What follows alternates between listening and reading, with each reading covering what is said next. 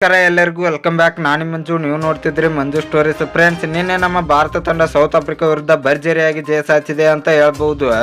3 T20 ಪಂದ್ಯಗಳಲ್ಲಿ ಮೊದಲನೇ T20 ಪಂದ್ಯ ರದ್ದು ಆಯಿತು. ಎರಡನೇ T20 ಪಂದ್ಯದಲ್ಲಿ ಸೌತ್ ಆಫ್ರಿಕಾ ಜಯ ಗಳಿಸಿತ್ತು. ಇನ್ನು ಕೊನೆಯ T20 ನಿರ್ಣಾಯಕ ಪಂದ್ಯದಲ್ಲಿ ನಮ್ಮ ಭಾರತ ತಂಡ ಜಯ ಗಳಿಸಿ ಈ ಸೀರೀಸ್ನ ಸಮ ಮಾಡಿದೆ ಅಂತ ಹೇಳ್ಬಹುದು.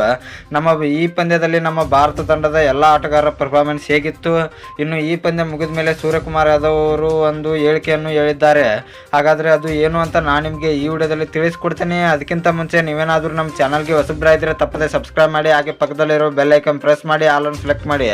ಯಾಕೆಂದರೆ ನಾನು ಯಾವುದೇ ಕ್ರಿಕೆಟ್ ಬಗ್ಗೆ ವಿಡಿಯೋ ಮಾಡಿದರೆ ನಿಮಗೆ ತಕ್ಷಣ ನೋಟಿಸ್ ಬರುತ್ತೆ. ಆವಾಗ ನೀವು ವಿಡಿಯೋನ ಮೊದಲಿಗರಾಗಿ ನೋಡಬಹುದು.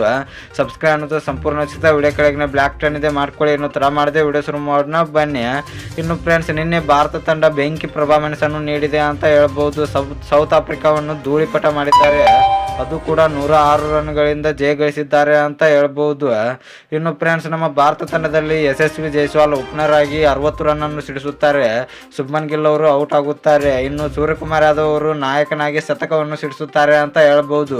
ಕೊನೆಗೆ ರಿಂಕು ಸಿಂಗ್ ಅವರು ಬೆಸ್ಟ್ ಫಿನಿಷರ್ ಅಂತ ಹೇಳ್ಬೋದು. ಬೆಂಕಿ 6ಗಳನ್ನು ಸಿಡಿಸ್ತಾ ಇದ್ರು.